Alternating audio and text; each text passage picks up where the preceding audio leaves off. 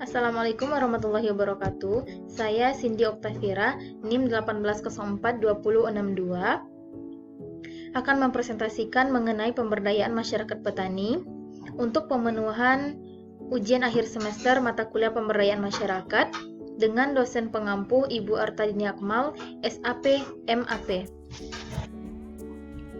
Baiklah, materi yang pertama mengenai kadar dalam pemberdayaan masyarakat petani.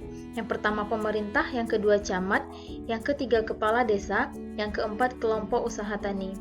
Selanjutnya model-model pemberdayaan diterapkan oleh penyelenggara pemberdayaan. Yang pertama, pendidikan dan pelatihan. Pendidikan bertujuan untuk membentuk sikap, memperluas pengetahuan, keterampilan, dan nilai dari para petani. Pelatihan juga bertujuan untuk meningkatkan keterampilan petani dalam melaksanakan kegiatan pertanian. Yang kedua, penyuluhan dan pendampingan penyuluhan. Penyuluhan memberikan dorongan kepada petani agar bisa merubah cara pikir, cara kerja, dan cara hidup yang lama berubah dengan cara yang baru yang lebih berkualitas. Pendamping sebagai narasumber dalam kegiatan pertanian dan sebagai penggerak fasilitator bagi masyarakat petani.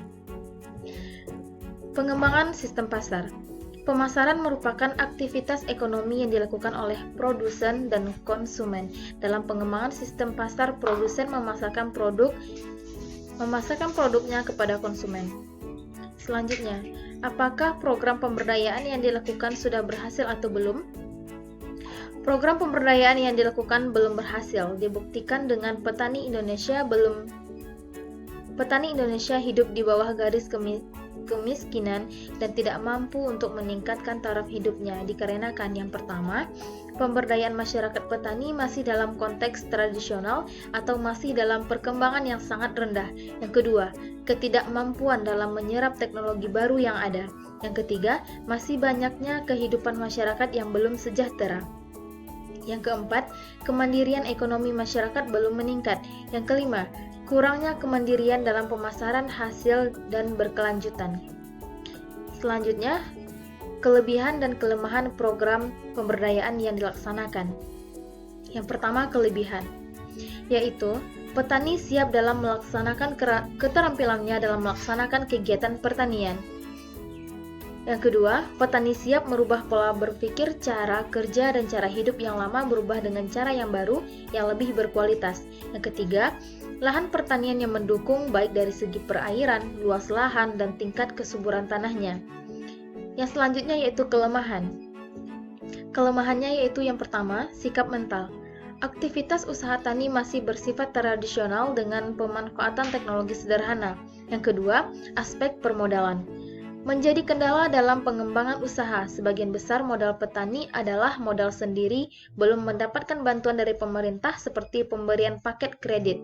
Yang ketiga, pasar. Pemasaran hasil produksi baru dimanfaatkan pada pasar lokal, sedangkan untuk akses pasar yang lebih luas masih terbentur pada target produksi yang dihasilkan oleh petani. Yang keempat, kelembagaan. Kelembagaan belum dapat dilakukan secara intensif. Hal ini berkaitan dengan adanya kemandirian petani dalam berusaha yang belum stabil, sehingga kelembagaan baru berfungsi apabila ada kegiatan aktivitas usaha tani secara rutin. Yang kelima, tingkat pendidikan petani. Petani desa masih memiliki latar belakang pendidikan yang rendah. Selanjutnya, peran pemerintah.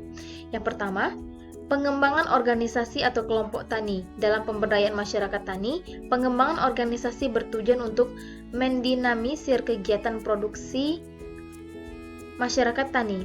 Yang kedua, kemampuan pemerintah dalam mengakses sumber-sumber luar yang dapat mendukung pengembangan organisasi kelompok tani seperti dalam informasi pasar, permodalan, dan teknologi dan manajemen pertaniannya. Yang ketiga, pengembangan jaringan strategi dalam kelompok atau organisasi seperti asosiasi dari kelompok organisasi. Yang keempat, pengembangan kemampuan-kemampuan teknis dan manajerial kelompok tani. Sekian presentasi dari saya. Saya akhiri. Assalamualaikum warahmatullahi wabarakatuh.